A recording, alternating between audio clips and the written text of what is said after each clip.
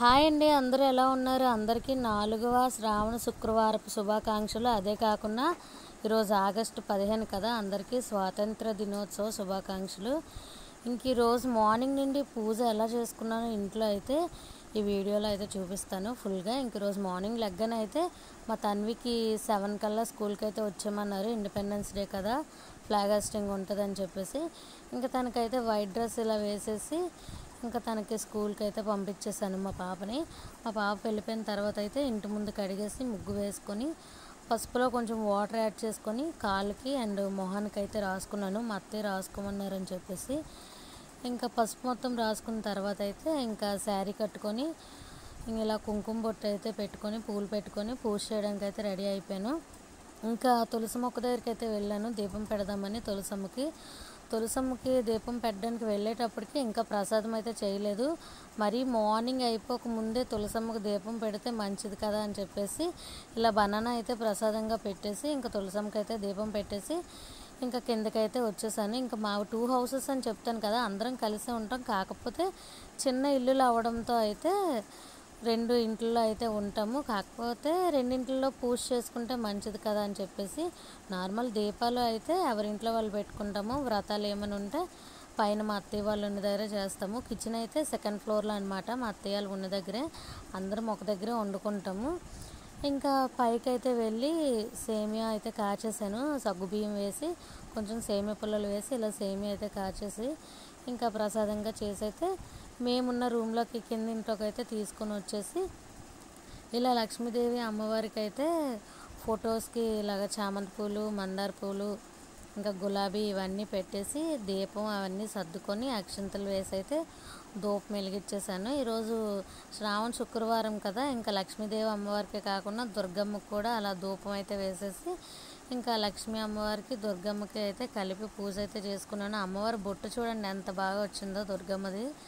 తర్వాత ఇంకా ధూపం వేసేసిన తర్వాత హారతి అయితే ఇచ్చేసి ఇంకా ప్రసాదం కింద సీతాఫలం, అరటిపళ్ళు, ఇంకా సగ్గుబియ్యం, సేమియా అయితే పెట్టామన్నమాట. ఇవి పెట్టేసి ఇలా ఈరోజు అయితే పూజ కంప్లీట్ చేసుకున్నాను.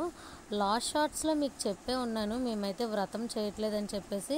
శ్రావణం స్టార్ట్ అయిన దగ్గర నుంచి నేను శారీ షాపింగ్ అన్నీ చేశాను. కాకపోతే రీసెంట్గా మా చిన్నమామయ్య గారు చనిపోయారనమాట.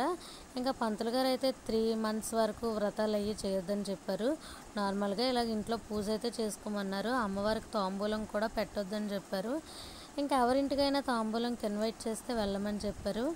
సో ఇంకా ఈ సంవత్సరానికి ఎలాగా అనమాట. ఫస్ట్ వారం, సెకండ్ వారం అయితే చెయ్యలేదు. మన ఛానల్లో వీడియోస్ అయితే ఉండవు. లాస్ట్ వారం వరలక్ష్మి వ్రతం రోజే వీడియో అయితే అప్లోడ్ చేశాను. లాస్ట్ వారం నుంచే చేస్తున్నాం అనమాట ఇంట్లో పూజ. తర్వాత ఇంక మొత్తం అమ్మవారికి అయితే దండం పెట్టుకొని మా కిందింట్లో పూజ మొత్తం అయిపోయిన తర్వాత ఇంకా పైకి అయితే వెళ్ళాను. నేను అయితే బేగా పూజ చేసేసాను. అత్తయ్య అయితే కొంచెం లేట్గా చేస్తారనమాట. ఇలా మా మామయ్య అయితే అమ్మవార్ల కనికి దండలు అయ్యి కుడతారు.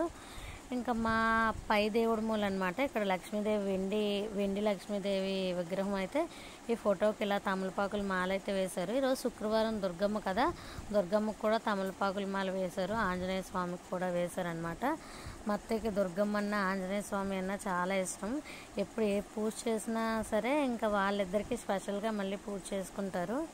పూజ అవ్వబోతేప్పటికి మా తన్వి పాప అయితే స్కూల్ నుంచి వచ్చేసింది. తనకు కూడా పూజ రూమ్లోకి తీసుకెళ్ళి దండం పెట్టించి మా ఎదురింటి వాళ్ళు అయితే ఈ వారం వ్రతం అయితే చేసుకున్నారు. ఇంకా చిన్నపిల్లలకి తాంబూలం ఇస్తే మంచిది కదా అని చెప్పేసి మా ఎదురింటి వాళ్ళ పాపతో అయితే మా తన్వికి ఇలాగ పసుపది రాయించి తాంబూలం అయితే ఇప్పించారు.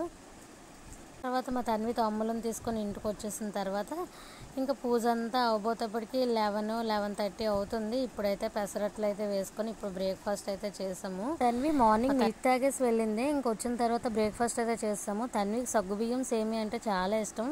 ఇంకా ప్రసాదం కూడా తినింది. టేస్ట్ అయితే చాలా బాగుందంటుంది. మీరు ఈ 4వ శుక్రవారం పూజ ఎలా చేసుకున్నారో కామెంట్ చేయండి.